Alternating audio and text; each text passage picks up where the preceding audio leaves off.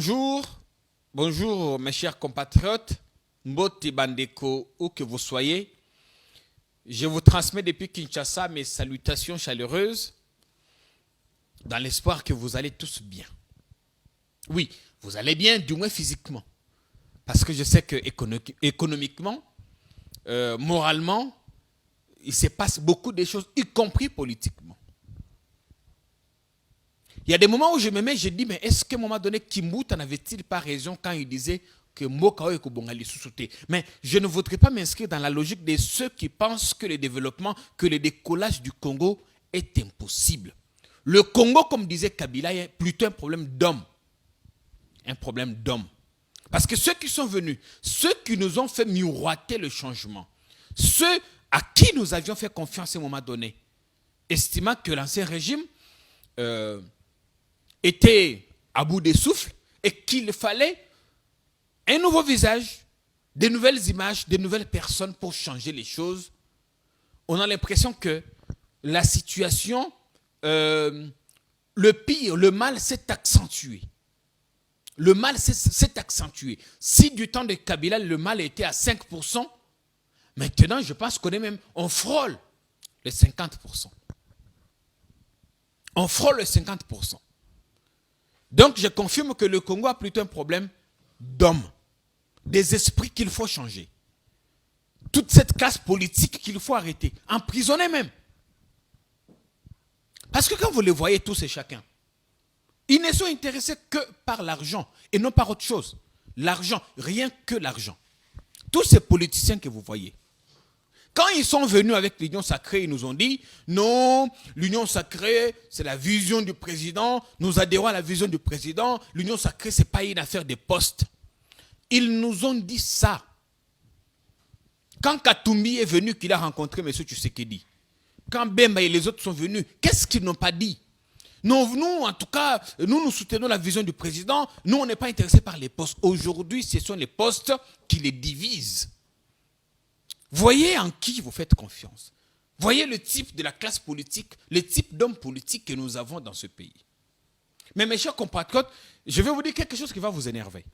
En ce moment où eux, ils sont préoccupés par des postes, il y en a même qui passent des nuits entières, des nuits blanches, des nuits chez des marabouts. Ils cherchent à envoûter M. Tshisekedi, ils cherchent à envoûter le Premier ministre parce qu'ils veulent se retrouver aux affaires. Parce qu'il y a des gens, vous savez, il y a des gens, bango depuis, à un certain niveau, ils n'ont plus de pensée de leur propre poche. Y compris l'air qu'ils respirent, c'est au nom du gouvernement. L'air qu'ils respirent. Moke Abeli, à Kepoto, c'est le gouvernement qui paye. Et chez lui, il ne paye même pas la régie des eaux, il ne paye pas la SNEL, il ne paye pas les impôts. Il y a des gens comme ça. Mais pendant qu'ils attendent beaucoup de gouvernement, la société se meurt. Je ne sais pas si vous vous êtes rendu compte que le Congo n'avance pas et notre situation est beaucoup plus pire qu'avant. Et la situation est en train de s'empirer. Il y a 2 ans, le Congo n'était pas ce qu'il est. Je vais vous donner un fait. On sait que chaque année, il y a quand même des accidents de circulation dans ce pays. Ça, on sait. Les statistiques, on connaît. Mais les choses se sont aggravées. C'est que je vous dis parce que je suis resté marqué ce matin par un accident de voiture causé par un Wewa qui roulait à vive allure, qui a heurté une femme et son fils. La dame a amené son fils à l'école. Quelle image atroce. Au point que je me dis, qui sait à Kinshasa, les Wewa, les chauffards, tuent que les rebelles qui tuent au Kivu. Parce qu'effectivement, il s'agit aussi des vies d'hommes qui sont fauchés. Il s'agit des pertes en vies humaines qui sont fauchées. Posez la question aux gens du roulage, ils vous diront, les statistiques sont alarmantes. Mais qu'est-ce qu'on fait? Comment on peut laisser ces Wewa circuler comme ils font? Tout ça parce qu'ils servent des soutiens politiques à un camp bien déterminé. J'ai encore des questions à me poser. Comment ces gens sont quasi incontrôlés, des incontrôlables, des intouchables? C'est Wewa. Non, je ne mets pas tout le monde dans le même sac, il y a quand même des gens sérieux. Mais la plupart, ils sont incontrôlables. Il faut voir comment ils répondent aux agents qualifiés. Famille présidentielle, je crois qu'il y a des images qui ont fait le tour du monde pour ça. Et à côté, vous avez aussi nos jeunes gens, nos frères, il y a taxi jaune. Qu'est-ce qu'il faut pour former ces gens? Qu'est-ce qu'il faut pour rééduquer ces gens? Et comment expliquer que la police est impuissante devant tout ce qui se passe? Il faut voir les embouteillages à Kinshasa maintenant. Oui, on a bien fait. Kuna na bakota Tchango na Kanisi, embouteillage Tikali bakota à quartier 1, ceux qui Bekatef, je ne connais pas trop, mais là-bas ça roule encore beaucoup mieux. Mais entre 18e rue et 7e rue, c'est un calvaire. Non, mais moi j'y ai fait 3 heures hier, mais comment voulez-vous sur une toute petite étendue de moins de 5 km, vous faites 3 heures dans un bouchon. Et à côté, il y a un agent qualifié. Non, mais moi je comprends ces mecs, je le comprends. Je comprends parce que je sais que, un, il n'est pas bien payé. Deux, s'il est payé, enfin, d'abord, il n'est pas payé. S'il est payé, il n'est pas bien payé. La conséquence, c'est qu'il ne sait même pas nouer le 2 bouts du mois. Donc, lui, quand il vient au travail, c'est qu'il vient chercher l'argent. Évidemment, la police doit rechercher les infractions. Mais lui, dans la tête, ce n'est pas rechercher les infractions, amener l'homme qui a commis la contravention au poste de police, co-facturer, mbongo et kota na caisse à l'État, na canal à Dégérade. Non, ce n'est pas comme ce qui s'est fait ailleurs. Ailleurs, il n'y a pas.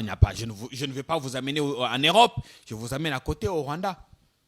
On vous amène à un poste de police, on vous délivre une quittance, vous allez payer à la banque. Vous ramenez la quittance, la preuve de paiement, on vous libère. Mais chez nous, combien de gens on amène à la Dégérade? En fait, la police, quand vous voyez infraction, contravention, des véhicules qui roulent ici, mais c'est de l'argent. Mais vous allez voir les politiciens pleurnicher. Non, on est un pays, tout ça riche, mais pauvre en même temps, on ne sait pas mobiliser. Mais il y a de l'argent à côté de vous, monsieur. C'est une source d'argent. Oui.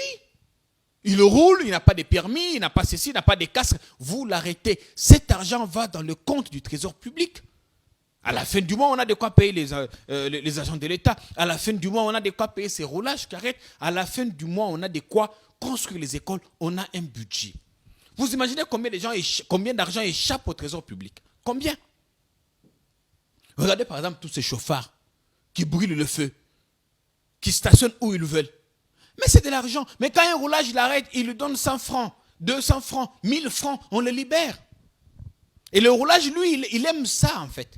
Parce qu'il est venu à son travail à 7 heures, autour de midi, moi si naïa kotine de la emwana, pour appeler ça imbongo, comment manger.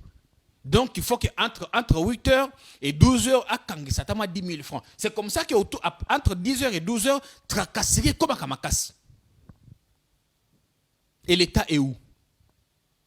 Na moni na image moko, général Kassonga Kangisi, policier moko à roulage. Mais qu'est-ce que ça va changer? Félix Tshisekedi est moko à Kangisa roulage. Oui. Le président de la République lui-même a arrêté un policier en train de rançonner les gens à la Tchango. Moi, je pensais que le procès de ces roulages serait pédagogique. Mais qu'est-ce qu'on n'a pas dit? Moi, j'ai même entendu, 2 jours après, je suis passé par là, les collègues de ces roulages dire le président a fait arrêter notre collègue en toute illégalité. Vous comprenez? Et le président, quand vous faites une action comme ça, vous devez vous rassurer que la suite est bonne, monsieur le président. Vous êtes en ligne, vous êtes sur Facebook, vous êtes sur Twitter, vous nous lisez. Est-ce que vous avez eu le temps de faire une évaluation de ce que les motards, de ce que les wewa, de ce que les chauffards, de ce que les policiers des roulages font? Est-ce que la situation a changé? Je ne pense pas que vous avez eu le temps. Bien au contraire, vous avez le temps de faire de nouvelles promesses, comme vous les avez faites encore il y a 48 heures. Beaucoup de promesses, monsieur le président. Beaucoup de promesses.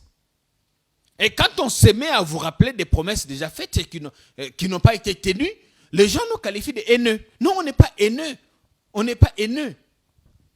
Nous, on ne fait pas partie de ceux qui pensent que les promesses de campagne ou les promesses faites par les politiques n'engagent que ceux qui les ont écoutées. Non. Parce qu'on considère que vous n'êtes plus pendant le temps de campagne. Maintenant, c'est le temps de l'action. Il faut agir. Et quand vous n'agissez pas, Monsieur le Président, nous vous le dirons. Non, vous avez dit ceci, vous ne l'avez pas fait. Regardez par exemple combien de gens meurent à Kinshasa. Combien de gens meurent tous les jours. Quand vous ne pouvez pas passer une avenue sans trouver qu'on a mis, moi, Lindala, là. Des gens meurent tous les jours. Mais de quoi meurt-on? Vous n'allez pas nous dire que c'est le Covid. Les gens n'ont pas accès aux soins de santé de qualité. Les gens ne mangent pas assez. Les gens sont stressés. Oui, c'est normal qu'ils meurent, Monsieur le Président. Moi, je me dis, mais est-ce que Kinshasa n'est pas devenu un mouroir? Mais ces compatriotes qui sont abandonnés, vous aviez dit, Monsieur le Président, vous aviez dit, en 2020, promesse au Salaka Yango du haut de la tribune des Nations Unies, au Lobaka, il y aura en 2020 8 millions de Congolais supplémentaires auront accès à la couverture maladie universelle. L'année est finie. Page tournée, on est passé à autre chose. On est en 2021, aucun Congolais n'a la carte d'identité. Pourtant, vous aviez dit qu'en 2020, les Congolais auront la carte d'identité. L'année est finie, vous aviez dit, en 2019 déjà, que le sol va va se venger du sous-sol. Que le Congolais va vivre de sa production. On en est où? Regardez les routes et les desserts agricoles, dans quelles conditions, dans quel état elles sont. Dans quel état elles sont. Et quand on se met à vous rappeler ça, vos partisans nous disent, nous traitent de haineux. On n'est pas haineux, Monsieur le Président. On vous aide. On vous aide, on veut vous faire comprendre que là, vous aviez promis et vous n'avez pas réalisé. Et quand vous ne réalisez pas, vous devez être sanctionné. Non, on ne faut pas vous amener devant un juge. On va vous sanctionner dans les urnes. Et je comprends pourquoi l'UDPS a peur des élections. Parce que comme quelqu'un plaisantait sur Facebook à lobby, Satan, ceux qui ont monié, Belelaye, ceux qui ont monié Satan, Jésus-Christ, Satan va fuir. Comme disait Daniel Safou, je le paraphrase, il disait, ceux qui ont moni Félix, ont moni Kabila, Belela Bango, peuple congolais, ils vont fuir. Les lots, ceux qui ont moni Moutayu, DPS ou Beleli, élection 2023, ils fuient. Non, ils s'énervent. Élection 2023 est commis outrage au président. Non, je vais en parler. C'est tout un sujet. Je vais en parler. Je vais en parler. Mais comme nous mourrons, comme les promesses des politiciens ne sont pas tenues, on a un vaccin Covid. Le vaccin est là. La campagne a commencé. On va commencer à vacciner les gens. Moi, je voudrais. Parce que j'ai encore quelques doutes. Oui, c'est légitime. Moi, j'ai encore quelques doutes. Au regard de ce que je lis à gauche, à droite, je vois les gens qui se sont fait vacciner. Je vois tellement beaucoup de choses. Moi, je dis, ok, si vous voulez que je me fasse vacciner, comme quand nous sommes allés dans ma transfusion sanguine, il y a deux bénévoles du sang. Ou dans Babylone, comme vous voyez toujours les officiels qui donnent l'exemple.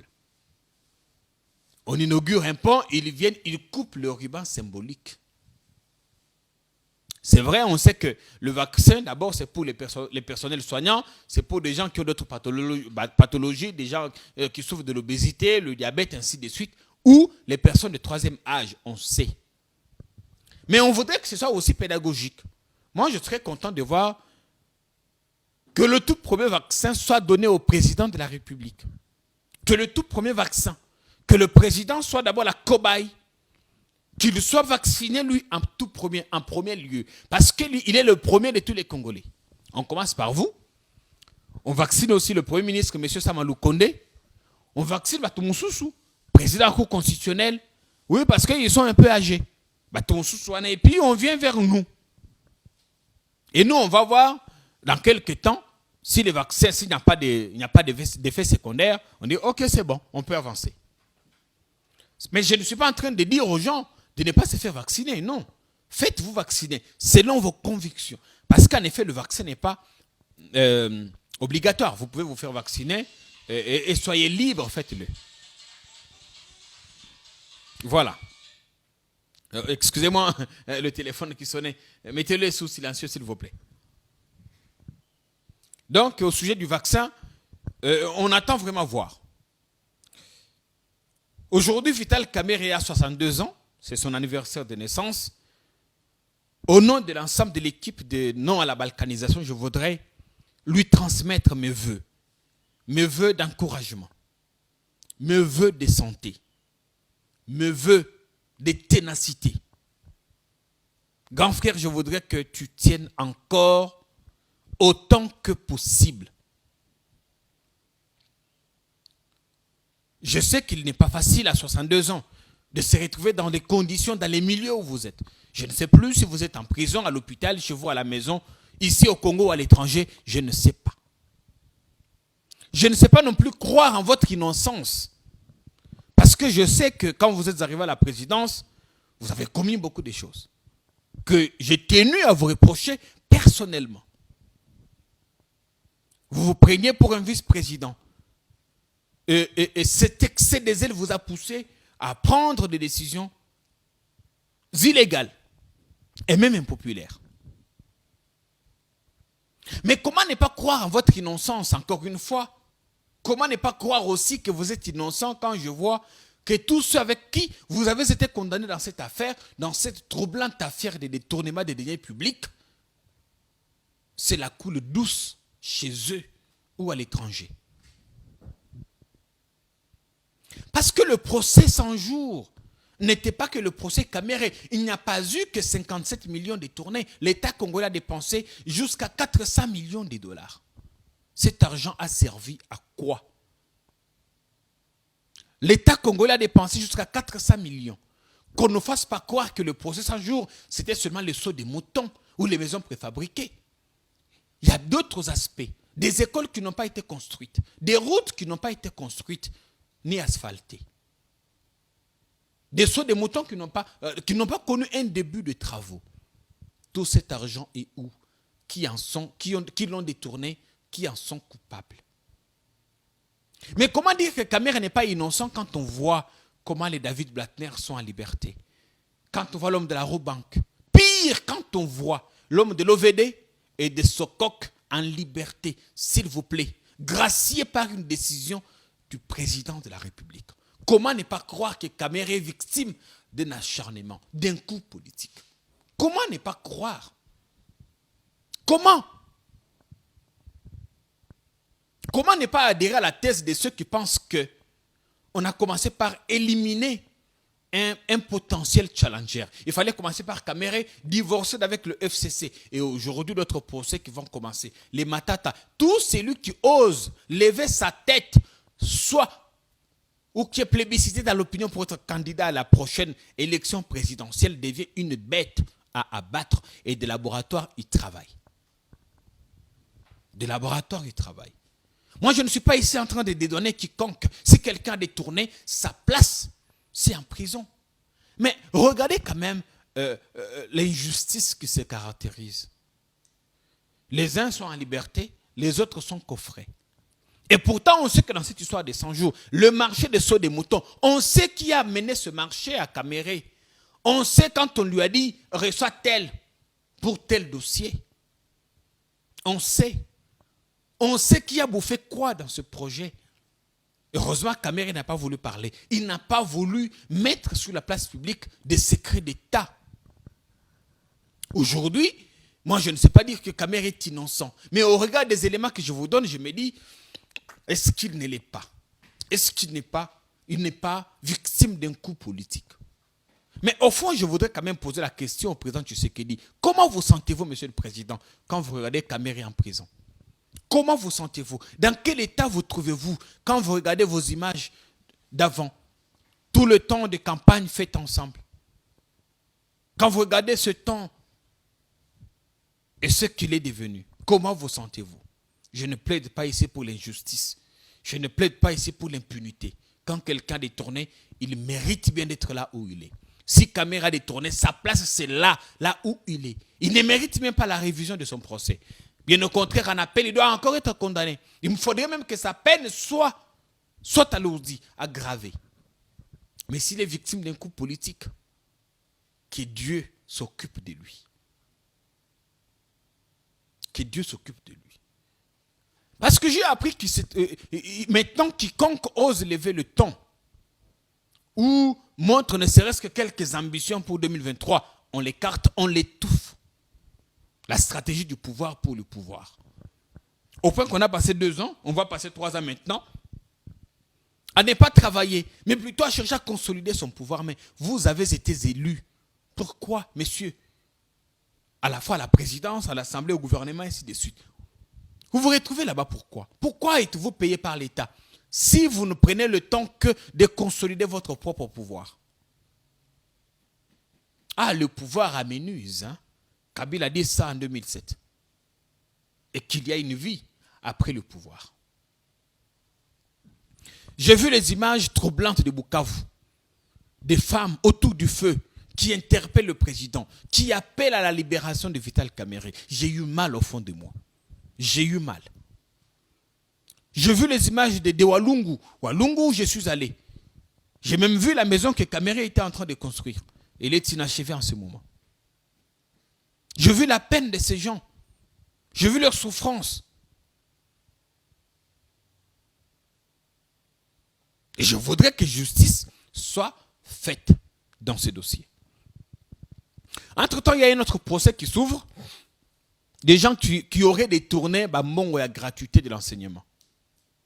Un autre problème. Déjà qu'on n'a pas beaucoup d'argent, mais le peu qu'on vous donne, vous détournez. Ah là, je ne souhaite pas trop commenter, mais j'espère que le droit sera dit et que tous ceux qui ont mis la main dans cette histoire, des écoles fictives, des enseignants fictifs, ils méritent un sort, un châtiment, encore une fois, exemplaire. Qu'il soit de l'entourage du président ou pas. Mes chers compatriotes, je voudrais parler maintenant parce que je suis en train de chuter. Je voudrais parler de ce qui s'est passé à la présidence de la République. De la réplique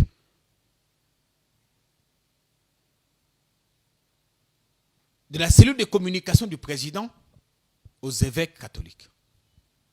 Comment pouvons-nous être aussi cyniques jusqu'à ce point? Comment pouvez-vous, messieurs, être aussi amateurs,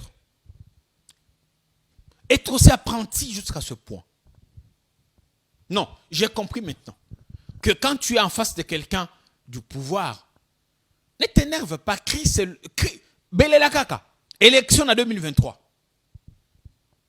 Belé la caca. Élection 2023. Parce que ça les chatouille. Ils ont pensé que le pouvoir, c'est l'éternité. Ils ont pensé que 5 ans, c'est trop. Ah, 5 ans, c'est si peu. Hein? On n'a plus maintenant que 2 ans. Il vous reste 1000 jours environ. 1300 jours environ.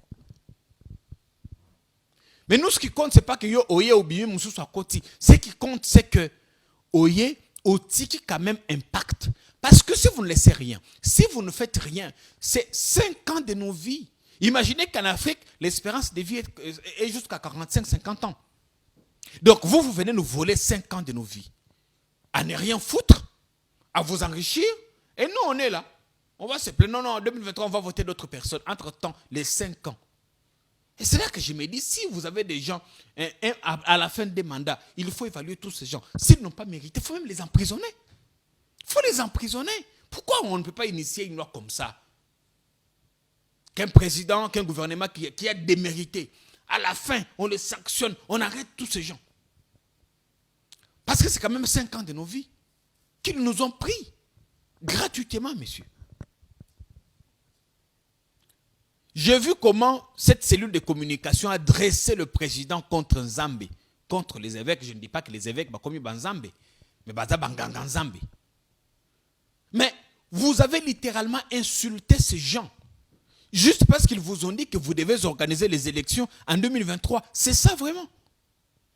C'est lui qui a écrit ces torchons. J'appelle ça torchon. Parce qu'en tout cas, la place de ce texte-là, c'est dans une poubelle, dans une corbeille. Pas sur une table pour être lu. Ce texte-là mérite d'être dans une corbeille. Parce que c'est un texte insensé. On va même jusqu'à prendre à partie un journaliste français, Gauthier Rubinski, qui a juste rappelé que le régime de M. Tshisekedi se distingue dans les violations de la Constitution, des libertés fondamentales. Oui, mais ce qu'il dit n'est pas chimérique, c'est du vrai, c'est de la réalité. Combien de gens sont arrêtés? Combien de gens croupissent en prison? Juste pour avoir voulu oser dénoncer les dérives dictatoriales de ce régime. Mais vous n'allez pas nous arrêter tous. Parce que maintenant, nous savons que pour vous énerver, il faut vous parler des élections en 2023. Je sais que la présidence est revenue. En fait, c'est Félix Tshisekedi qui a reculé. Il n'a pas supporté la pression. Non, j'ai compris que notre président ne supporte pas la pression. Oui. Vous avez vu quand la pression est montée dans Makambo, il y a l'an 1, il y a alternance. Le président a reculé. Non, il n'était pas au courant. Ah oui, c'est toujours comme ça. Il n'est jamais au courant. Il n'est jamais au courant, notre président. Au point que je commence à me poser des questions. Pourquoi est-il payé s'il n'est pas au courant de ce qui s'est fait? Pourquoi est-il payé? Par l'État, avec tous ses privilèges. Comment des choses se font dans son dos, alors qu'il n'est pas au courant? Vos collaborateurs vont nous pondre un long texte, insultant littéralement des évêques. Vous n'êtes pas au courant. L'histoire des Minembo ici transformée en commune rurale. Le président n'a jamais été au courant. Il n'est pas au courant. Oui, il n'est pas au courant. Mais au point, je me pose des questions. Mais finalement, de quoi est-il au courant, lui? Si tout s'est fait dans son dos, il y a quand même des questions à se poser. Ok, on accepte que le président n'était pas au courant et que ses collaborateurs ont insulté les évêques. Est-ce qu'on a déjà envisagé des sanctions? Est-ce qu'on va déjà sanctionner quelqu'un? Est-ce qu'il y a des sanctions? Va-t-on sanctionner les gens? Ou ça va passer comme ça? Le président n'était pas au courant. Donc, c'est comme ça que ça se passe dans les milieux politiques maintenant. On accuse un ministre, on dévoile quelque chose, tout ce qu'on trouve à dire, non, c'est fake news. Non, c'est une fausse info, c'est un fake news. Et ça passe comme ça. Ça passe comme ça. Si le président n'était pas au courant, est-ce que les gens de la sécurité ont cherché à comprendre qui a rédigé ce texte? Pourquoi l'a-t-il rédigé sans que le président n'ait été informé? Mais ça, il faut dire ça à ceux qui ne connaissent pas vos méthodes. Il faut dire ça à ceux qui ne vous connaissent pas. Nous vous connaissons. Nous savons que ce texte a été rédigé avec la bénédiction du président. Nous savons que ce texte n'est pas sorti de la présidence sans que le président ou ses collaborateurs les plus proches l'aient vu. Surtout quand il fallait répondre aux évêques, je suis sûr. C'est ce que je pense, c'est mon opinion. Je suis sûr que le président était au courant de ce texte. Et qu'il a juste reculé parce qu'il a vu la pression. Quand il a vu les gens interpeller, lui dire, mais c'est pas possible. Aujourd'hui, c'est l'UDPS qui s'en prend aux évêques. Aujourd'hui, c'est l'UDPS qui insulte les évêques simplement parce qu'ils vous ont rappelé que vous devez organiser les élections en 2023. Moi, je sais que les élections de 2023 ne vous préoccupent pas. Je sais que vous ne vous intéressez pas à ça. Je sais que vous travaillez sur quelque chose pour aboutir à un glissement. Je sais. Mais que le porte-parole du président reconnaisse que le président va organiser les élections. On vous y a poussé des forces. Et de gré ou de force, les élections doivent se tenir dans ce pays dans le délai constitutionnel. N'acceptez pas cette humiliation, monsieur le président, que personne ne vous trompe. Que personne ne vous trompe. On accepterait encore à la limite que Oglissier attende un deuxième mandat. Mais quand je vois quand même qu'il s'agit de vous, de Félix Tshisekedi, le fils du sphinx, de l'opposant historique, qui a passé tout son temps à demander, à réclamer, revendiquer le respect des textes, et que ce soit vous aujourd'hui que l'on accuse de vouloir tripatouiller les textes fondamentaux. J'ai dit, mais on va tuer pour la deuxième fois le sphinx du fond de sa tombe. On va tuer le sphinx. Monsieur le Président, que personne ne vous induise en erreur. Je sais que là, au niveau du Mont Galiema, des gens travaillent sur une extension de votre mandat. J'ai même appris qu'on travaille pour passer de 5 à 7 ans. Mais alors que la tendance est à la baisse, alors que Bissika Monsous Batubako, on a 7 ans, quitter à 5 ans. Macky Sall l'a fait au Sénégal. Mais chez nous, on veut quitter de 5 à 7. Pourquoi? Pourquoi? Ne donnez pas raison à ceux qui ont marché contre Kabila aujourd'hui, parce qu'ils vont marcher contre vous. Oui, nous allons marcher contre vous, monsieur le président. Nous allons marcher contre vous. Je dis nous, parce que les gens vont me dire, mais toi tu es journaliste. Oui, je suis d'abord citoyen congolais. Je suis d'abord citoyen congolais. Quand les gens ont marché pour jeu du serveur, quand les gens ont marché pour tel, Mais moi, quand je vois l'UDPS s'en prendre aux évêques, moi je pleure. Moi, je pleure. Parce que quand les évêques avaient lancé l'opération Jeudi Cloche, quand les évêques ont lancé ma marche, tout ça, moi, j'étais contre les évêques. Moi, j'étais contre. Parce que je pensais que ce n'était pas le boulot de l'Église. La mission de l'Église était la mission d'évangéliser, de ramener les brebis galeuses vers l'Éternel. Sa mission n'était pas de s'immiscer dans les affaires de l'État. En fait, le communiqué de la présidence rencontre mon assentiment. Je suis d'accord que l'Église catholique en fait des trop. Mais est-ce que c'était d'abord à la présidence de répondre à l'Église? Il ne faudrait pas que la présidence soit quelque chose de partisan. Il ne faut pas que la présidence soit partisane. Non. La présidence, c'est le sommet des sommets. On ne répond pas aux petites provocations. Et d'ailleurs, ce que l'Église a fait n'a rien de provocation. N'a rien de provocation. Oui. Donc aujourd'hui, si vous voulez énerver la présidence, il faut appeler à la tenue des élections. Et j'en profite d'ailleurs. Élection en 2023. Oui, il faut que ça vous énerve. Et je sais que vous n'êtes pas dans la logique à cause des élections. C'est que le porte-parole a dit, il a dit pour calmer les gens. Mais j'ai l'impression que la tension commence à monter. Je n'appelle pas au soulèvement. Mais si les élections ne sont pas organisées, nous allons marcher. Nous allons marcher. Et je serais content de voir Félix Tshisekedi sortir la garde républicaine. Je serais content de voir les chars de combat sortir pour tuer la population qui va marcher. Je serais content de voir les camions à eau de la police. Je serais content de voir la police nous gazer. Oui, on va avaler la gaz cette fois. Parce que nous serons en train de défendre l'idéal. Le Congo a pris une trajectoire démocratique et personne ne peut aujourd'hui freiner, bloquer cet élan démocratique que nous avons pris. Personne. Félix Tshisekedi fut-il. Donc j'ai envie de vous dire, Monsieur le Président, qu'en 2023, en décembre, si les élections ne sont pas organisées, je sais que vous irez à la Cour constitutionnelle. Je sais qu'on va nous opposer l'article 70, alinéa 2. Je sais. Mais vous savez quoi? Vous serez un président légal, mais illégitime. Parce que vous n'aurez pas la légitimité. Déjà que vous souffrez de la légitimité.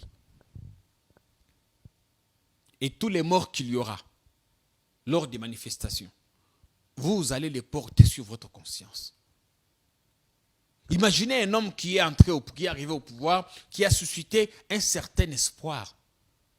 Et que cet homme en sorte par la petite porte, parce qu'il n'a pas organisé les élections, parce qu'il n'a pas fait ceci. Parce que si les élections ne sont pas organisées, n'importe qui peut se lever, n'importe qui peut se lever pour revendiquer ça. On connaît Mike Chibango, comment? Chibango, c'est Chibango, capitaine au général Chibango, je ne sais pas encore comment il s'appelle. Il a créé une rébellion, je n'appelle pas ici à la création de rébellion, non.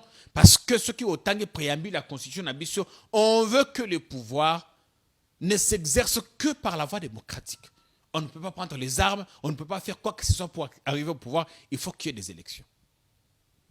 Donc, hier, le président Tshisekedi a marché contre Kabila. Bon, lui, il n'a pas tellement marché, parce que quand un jour, il a dit qu'il allait marcher, il était dans un avion, le soir, on a appris qu'il était à Marrakech avec Moïse Katumbi, il n'avait pas marché.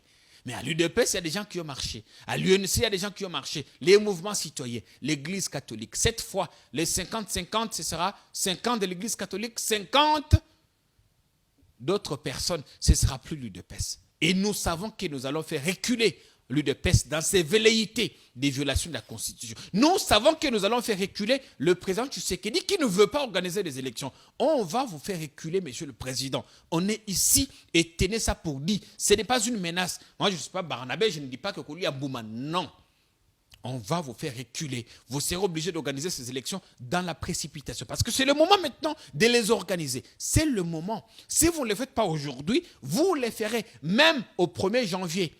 2023, vous allez commencer ça dans la précipitation. Même à 4 mois de la fin de l'année, vous allez nous organiser les élections. Au cas contraire, vous porterez l'entière responsabilité de tous les dégâts qui vont en découler parce que nous allons marcher.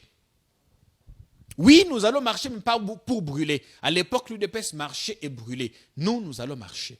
J'espère que les évêques seront encore en bonne forme, que les chrétiens catholiques vont marcher. Nous serons prêts. Nous allons nous procurer des mouchoirs, nous aurons de l'eau, parce que nous allons avaler le gaz lacrymogène. Et l'histoire retiendra que c'est un ancien opposant qui fait gazer sa population. Parce que simplement, il n'a pas organisé les élections.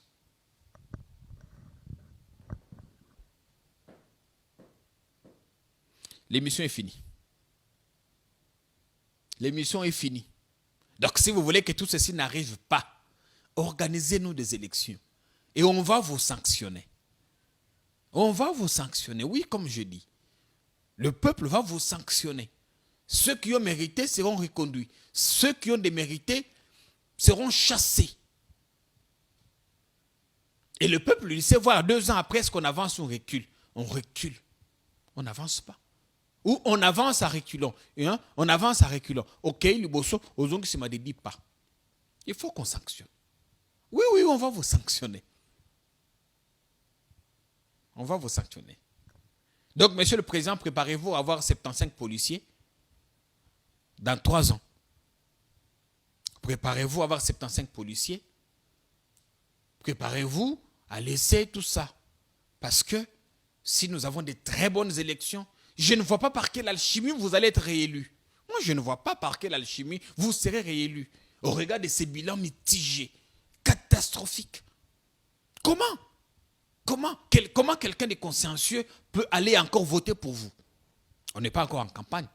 Et je ne sais pas, je ne pense pas qu'on va m'arrêter pour ça. Et même si on m'arrêtait, les gens des réseaux sociaux, coupez ces extraits. Dites à tous ceux qui défendent la liberté qu'un journaliste a été arrêté simplement parce qu'il a dit au président qu'il ne serait pas réélu parce que son bilan est mitigé. Mais il a encore 2 ans, il peut se rattraper.